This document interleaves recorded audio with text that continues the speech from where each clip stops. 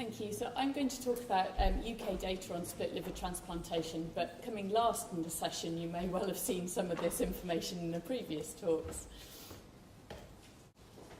So just to give a bit of outline to the talk, I'm going to give a little bit of background information and then talk about liver splitting activity over a recent one-year period and talk about post-transplant outcome. So this slide is similar to one that you've seen earlier, but this shows the deceased donor liver programme in the UK, with the donors bar shown in blue and the number of transplants in grey.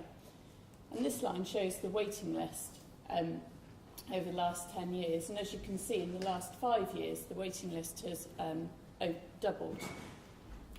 The number of donors has increased over the last 5 years, and we have reached our target of increasing the number of deceased donors by 50% in 5 years. But as was mentioned, the large majority of the increase has come from donors after circulatory death. So in the 2011-2012 financial year, there were 739 liver transplants. And looking at the deceased liver donors again, you can see that the proportion of adult donors is over 90% over the last 10 years. So we've got a very small proportion of paediatric donors. But paediatric liver transplants, as has been alluded to, nearly 80% of transplants in the last 5 years has come from adult donors.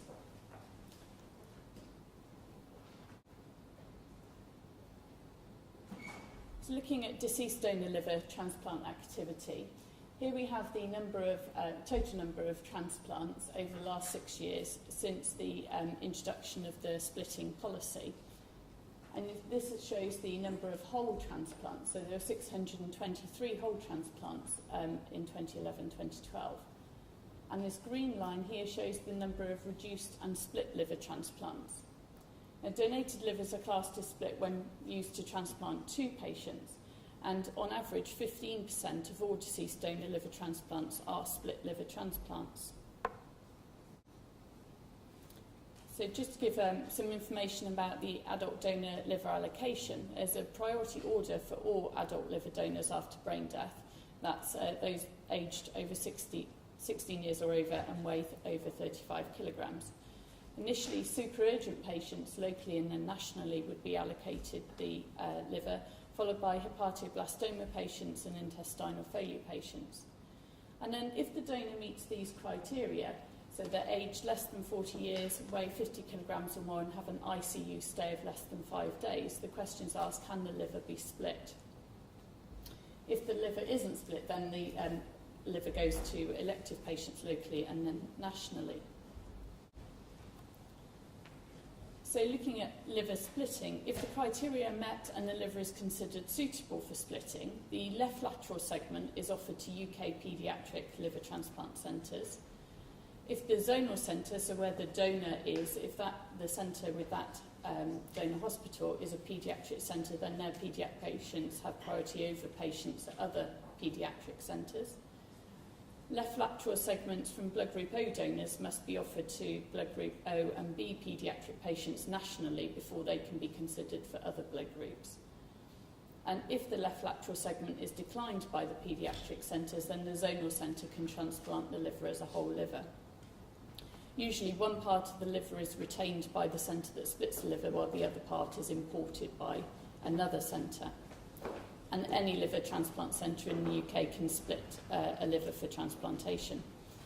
These data are reported to the Liver Advisory Group on a 6-monthly basis for monitoring. So now to look at the liver splitting activity. This is using data from the UK Transplant Registry for the 7 designated centres in the UK, and looking at UK donors after brain death whose liver was transplanted in this 1-year time period. So there are 120 donors that met the criteria and whose livers were transplanted. 34 of those livers were transplanted into super urgent or hepatoblastoma patients, and 8 were transplanted into intestinal failure or multi-organ transplants. That left 78 livers that were available for splitting, and 43 of those were offered for splitting, which was 55% of those available.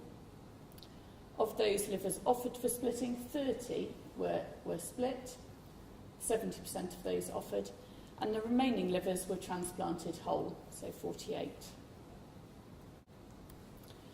So looking at the reasons for not offering or not splitting, these reasons are given by the transplanting centre or noted by the Organ Donation and Transplantation Duty Office.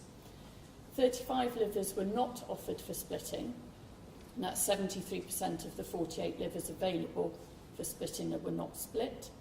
And of those 35, 69% were not offered for splitting for donor reasons, such as liver function or donor history. 13 livers were offered for splitting but were not split. That's 27% of the 48 livers available. And the reasons given for those covered donor anatomy, no suitable recipients, donor size, donor virology and donor history. So moving on to look at post-transplant survival, again using data from UK Transplant Registry between April 06 and March 2012. Looking at elective liver transplants using livers from donors after brain death and adults aged greater than or equal to 17 years. A split liver is defined as retained if the liver was split in one centre, implanted at that centre, and imported if the liver was split elsewhere, imported and then implanted. And we looked at univariate transplant survival estimates using the Kaplan-Meier method, and transplant survival is defined as the time from liver transplant to the earlier of graft failure or patient death. And survival was compared using a log rank test. So these two slides compare adult transplant survival for whole versus split. And for 1 year transplant survival for transplants between April 06 and March 2012, there was a significant difference in 1 year outcome, with whole transplant survival of 89% compared to split for 84%. Looking at 5 year transplant survival for this time period, there was no significant difference in the transplant survival. And looking at a more recent time period for grafts between April 09 and March 2012, the transplant survival at 1 year, again, no significant difference, and also at 2 years there was no significant difference in the outcome.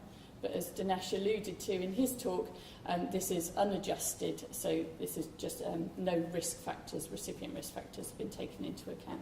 Kids and adults together? So this is only adults? Only adults, yeah. So looking at a breakdown of split liver transplants, there were 478 split liver transplants, 260 in adults and 218 in paediatrics. Of those, 211 were, of those adult transplants, the 211 were retained and 49 were imported. And for paediatrics, 73% were retained and 27% were imported. And at the bottom of this chart, you can see the differential between right and left lobes. So for adults, majority received right lobes, and for paediatrics, the majority received left lobes. So now looking at some univariate analysis again of paediatric patients, looking at the differences between imported and retained. Again, at 90 days and at 1 year, there was no significant difference in transplant survival for imported and retained grafts. And looking at adult patients, at 90 days there was no significant difference between retained and imported. And at 1 year, although there's no statistically significant difference, there appears to be a lower transplant survival for imported splits. So just to summarise, 15% of all deceased donor liver transplants are split liver transplants, and donors after brain death aged less than 40 years, weighing 50 kilograms or more and having an ICU stay of less than 5 days meet the splitting criteria.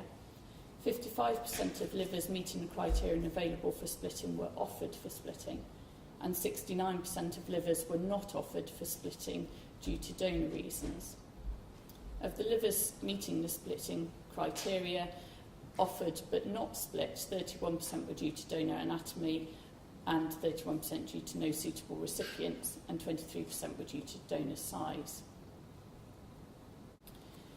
And looking at the whole versus split univariate analysis, there's no evidence of a significant difference in outcome for adult patients at 5 years post-transplant for those transplanted using a whole liver compared to a split. And looking at a retained versus imported univariate analysis, there's no evidence of a difference in survival at 90 days and 1 year for paediatric patients.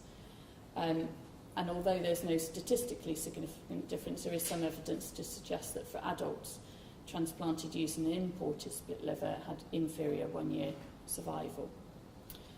For the retained versus imported, there was very small numbers in the analysis, so we should interpret those results with caution. Thank you.